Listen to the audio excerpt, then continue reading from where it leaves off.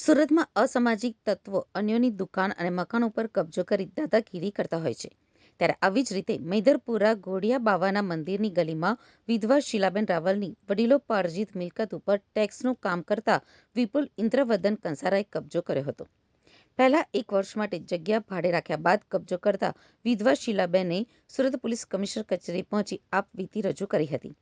જેને લઈ એસઓજીના ડીસીપી રાજદીપસિંહ નકુમ અને પીઆઈ અતુલ સોનારાએ ત્વરિત મદદ કરી કબજો કરનાર વિપુલ કંસારા પાસેથી મિલકતનો કબજો રાજી ખુશીથી વિધવા શીલાબેન રાવલને પરત અપાવતા તેઓએ પોલીસનો આભાર માન્યો હતો. રીટા મહાદેવ રાવલ અમારી મેદરપરા ઘોડિયા બાવા મંદિરની ગલીમાં વડીલોપાર્જિત મિલકત છે અમારી અને બિરજુની. એ 5 વર્ષથી કેટરિંગનો ધંધો કરતા વિપુલ ઇન્દ્રવદન કંસારાને ભાડે આપેલ હતી. છેલ્લા 5 વર્ષથી ભાડું પણ નહોતો આપતો અને 2 વર્ષથી તો ઉપર કબજો કરી દીધો હતો. પોલીસ કમિશનર શ્રી અનુપમસિંહ ગેહલોત સાહેબને મળતા એમણે એસઓજીની ટીમને સાથે મુલાકાત કરાવી અમને અમારી જગ્યાનો કબજો અપાવ્યો છે.